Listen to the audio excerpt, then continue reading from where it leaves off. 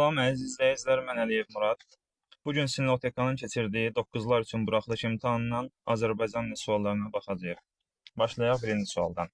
Həmin elmi kütləvi ədəbiyyatlar bir çox adamları nadanlıqdan xilas edib cümləsində sözlərin morfoloji təhlili ilə bağlı doğru fikirdir. İlk iki söz eyni diksiyasına aiddir. Baxaq, həmin elmi kütləvi xeyr. Biri sifət, biri əvəzlikdir. Əşyanın adını bildirən sözlər ismin eyni halındadır. Adlıq haldır ədəbiyyat, nadanlıqdan çıxışlıq haldır, olmayacaq. Sifət və say eyni suala cavab verir. Bir çox nəqlər sualına cavab verir. Elmi kütləvi isə necə sualına cavab verir, olmayacaq. Bütün isimlər konkretdir, xeyr. Nadanlıq ismi mücərrətdir. Cümlə sifəti əvəz edən sözlə başlayır. Bəli, həmin sözü əvəzlikdir və sifəti əvəz edir. Cavab E bəndi.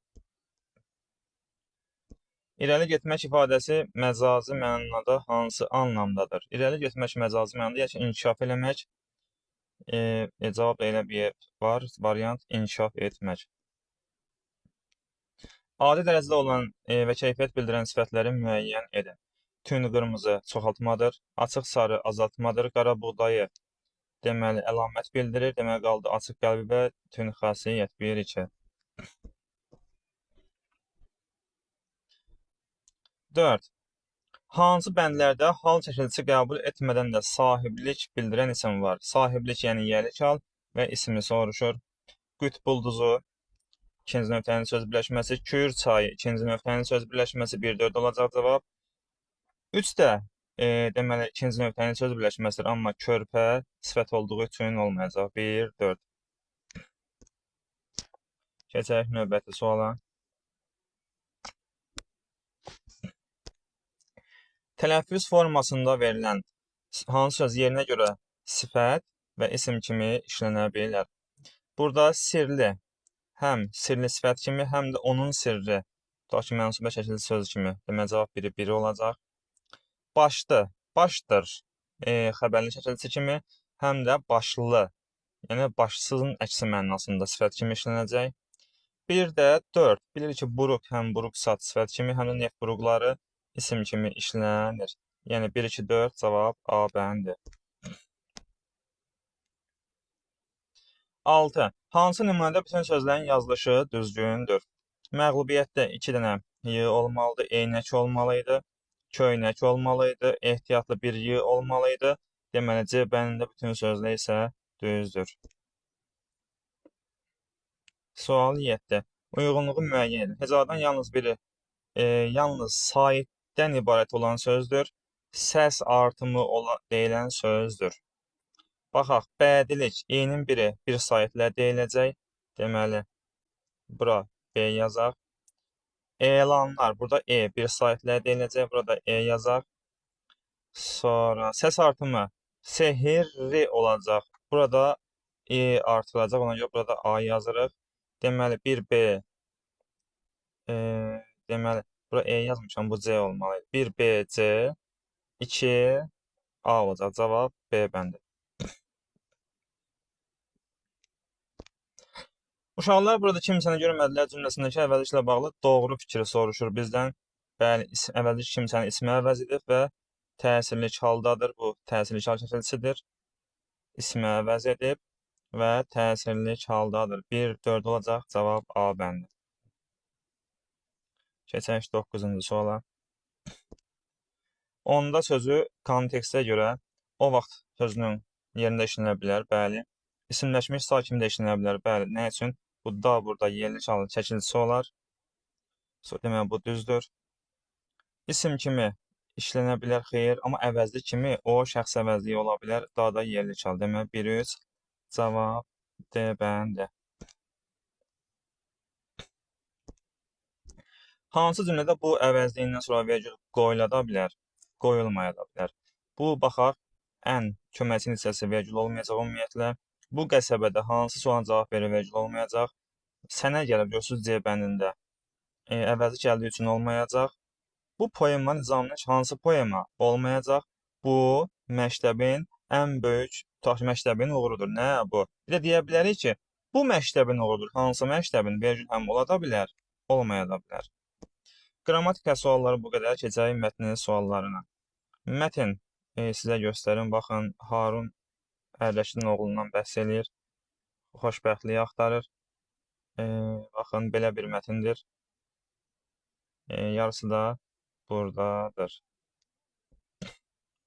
Aha, mətni oxudunuzsa, keçək suallara baxaq. Yaxınlaşdıraq. 11-ci sual. Hansı fikirlər tüm qara şriftlə verilmiş ifadənin şərhinə uyğundur? Orada deməli, hansı söz idi? Baxaq o. Görək, bu hansı sözdən söhbət gedirdi?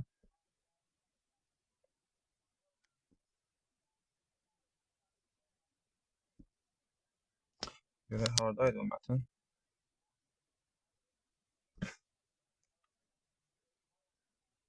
Hə, sınaqdan çıxardı. Sınaqdan çıxarmağa baxaq, elə sınaqdan çıxarmaq. Təbii ki, frazoloji birləşmə məcazi mənalıdır. Sınaqdan çıxardı, yəni nə etdi? Yoxladı. Deməli, 1, 4 olacaq. Sual 12. Mətndə nə mümkün olmur? Olmayanı soruşur. Aktyorun köynəyini geyinir. Özünü adam tapır, xoşbəxt üçün adam tapır.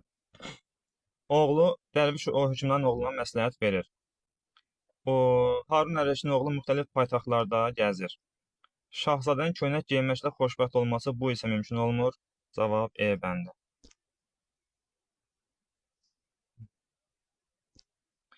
Nəyin səbəbi mətndə müəyyən edilmir? Şahzadənin tarladakı əkinçi ilə söhbət etməyinin səbəbi bilinir.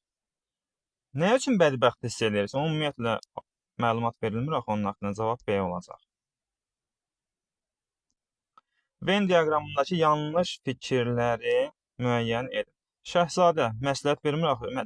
Məsləhət verən dərvişdir. Deməli, bir yanlışdır. Özünü bədbəxt hiss edir. 2 doğrudur.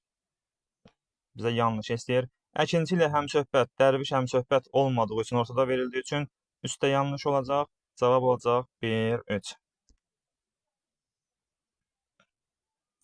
Əvvəlində baxın, bu işarə qoyulmuş. Abzaslar üçün ortaq cəhətləri müəyyən. Oxusanız görərsiniz ki, bu əsas siyah aiddir. Yəni, bu doğrudur və hər ikisində səyahət zamanı baş verən hadisələr danışır. Yəni, Harun Ərləşdin oğlunun səyahətə çıxmasından danışırlar. 1, 2. Cavab D bəndi. Əkinçinin xoşbəxt olduğunu kim təsdiq edir? Təbii ki, əkinçinin özü təsdiq edir. Bir də ona şahid olan Harun Ərləşdin oğlu. Bunlar ikisi əkinçini görmür. 2 və 3. Keçək növbəti suala. Altından xətt çəkilmiş hissə ilə bağlı doğru fikir hansıdır? Yəni, zəhmət olmasa sonu öz baxın. Orada görəcəksiniz ki, ümumiyyətlə mətnlə əlaqəsi olmayan, şəhzadələrin yaxşı yaşamasından, şad olmağından, digərlərinin pis yaşamağından söhbət gedir. Yəni, bu mətnə aid deyil, mətnin tərkibi hissələri arasındakı əlaqəni pozur. E bəndi. 18-ci sual. Baxaq 18-ə. Mətnə görə nəyi ehtimal etmək olar? Ehtimal tapmaq üçün doğru və yanlış bildirilərimizi çıxaraq, ehtimal özü qalacaq. Səyahətə çıxır, bəli. Xoşbəxt axtarışını dayandırır. Biz bunu bilmirik, amma ehtimal eləyə bilərik. Həmişə eyni libasda olmadığını, bəli, müxtəlif insanların libasını geyir, bu fikir var. Xoşbəxt birini tapa bilmədiyini, xeyr, axırda tapır. Demək, nə qaldı? 5. Dərvişin vasitəsilə dərs aldığını, bunu ehtimal eləmək olar. Deməli, 2 və 5-i ehtimal edə bilərik. Mətnin sonundakı nöqtələrin yerinə cümləni yazın. Gəlin, baxaq, görək, sondakı nöqtə nədir orada?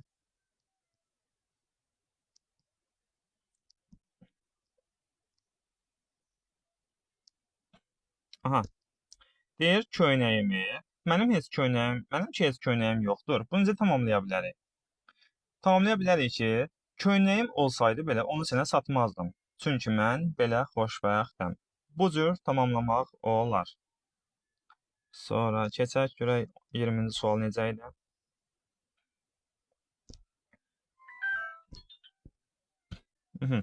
Bizə nəyi soruşur?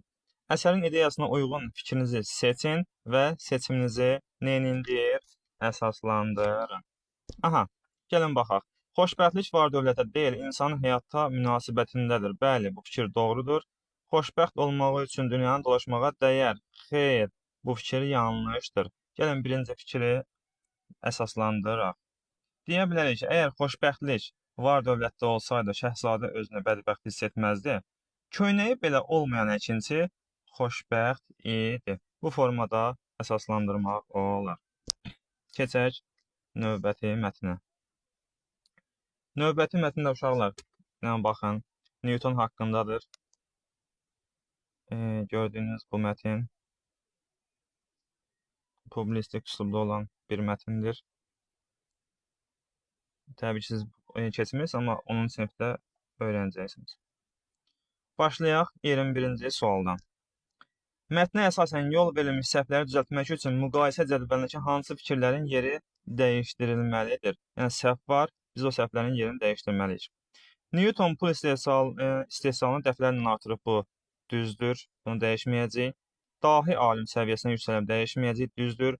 Müəyyən sahəyə rəhbərlik edən həm Newton, həm də Montego rəhbərlik edib deyə bu aşağıda olmalıdır. Maliyyə bilicisi olan da Montego olduğu üçün 3 ilə 4-ün yeri dəyişməli idi. Biri Newtonun fəaliyyət göstərdiyi sahələrə aid deyil. Araşdırma aparıb, bəli. Təhsil müəssisəsində çalışıb, bəli. Kilsədən kənar işlə məşğul olub, kilsəyə heç əlaqəsi olmuyor. Parlamentdə iştirak eləyib, bəli. Amma dərnək, prezidenti seçilib, üzvü seçilib, amma dərnək yaratması haqqında heç bir məlumat yoxdur. Cavab E bəndi. Əsas hissəyə aid plan bəndləri hansı ardıcılığa uyğun olmalıdır? Mətni diqqətli oxusanız görərsiniz ki, birinci problem yaşanır yanğından sonra. Bu 1 olacaq. Bircə səmərəli əməkdaşlıq. Təbii ki, Montego ilə işləyir, 2 olacaq. Və sonda prezidentlik dövrü dərnəyə prezident seçilir. Deməli, 3, 2, 1 olacaq. A bəndi. Üzərində rəqəm yazılmış sözlərin qarşılığı düzgün verilməmişdir. Orada fövqəli sözü var. Görəcəksiniz ki, qeyri-adi sözüdür. Bu düzdür. Alimin, orada şəxsiyyət sözü var. Onun alim qarşılığı deyil axı. Şəxsiyyət başqa bir şeydir, alim başqa bir şey.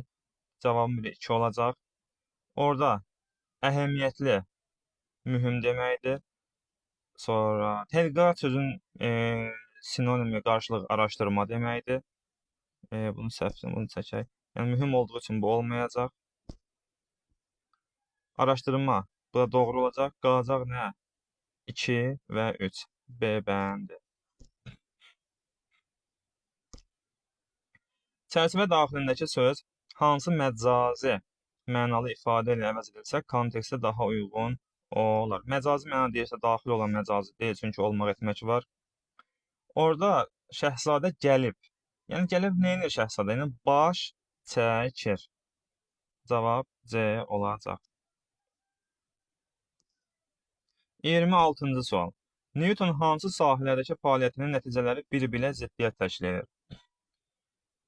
Elm sahəsində yüksək nailiyyət qazanıb, amma parlamentdə dəvət ediblər, boş-boş oturmaqdan başqa bir iş görməyib. Demək, parlament və elm. Bizə nəyi soruşur? Ziddiyyət, yəni əkslik. Elm və parlamentdə tamam əkslik təşkil edir. Mətndə nədən söhbət getmir? Newton ailə vəziyyətində ümumiyyətlə danışılmır. Elə cavab A olacaq. 28-ci sual. Mətndə deyir ki, yanğın baş verir. Ona görə də əlyazmaları məhv olur. Nəticədə Newton psixi sarsıntı keçirir. Psixi pozğunluğa məruz qalır. Bunu yazmaq olar. Yəni 2 və 1. D variantı. Açıq suallara keçək. 29-cu sual. Dahi alimlər yalnız elmlə məşğul olmur fikrini mətnlə əlaqələndirən 2 fakt yazın. Newton, biz fakt yaza bilərik. Məsələn, Newton hansı işlərlə məşğul olurdu elmdən başqa? Biz deyə bilərik, Newton maliyyə işində çalışıb, 1 fakt. Sonra 2. Newton dərnəyin prezidenti seçilir, bu 2-ci fakt. Hətta parlamentdə də iştirak eləyib, parlamentin də üzvü olub. Bu da üçüncü fakt ola bilər. Hər hansı bir ikisini yaza bilərsiniz. Keçək 30-cu suala. Metaldan pul hazırlanmasından bəhs olunan abzasın ilk sözü və həmin abzasın aid olduğu tərkib hissənin adını yazın. Çox asan sualdır 30-cu sual. Təbii ki, onu oxusanız görərsiniz ki, orada hələ sözü ilə başlayan sözdə, deməli, hələ sözü ilə başlayan sözdə, daha doğrusu abzasda metalın hazırlanmasından danışılır və o da mətnin əsas hissəsinə aiddir. Tərkib hissə deyirsə, əsas hissə. Hələ və əsas sözlərini yaza bilərsiniz. Məndən bu qədər əziz abituriyentlər. Əgər bu video sizə faydalı oldusa, zəhmət olmasa kanala abunə olub, rəy və təkliflərinizi rəy bölümündə bildirə bilərsiniz. Sağ olun.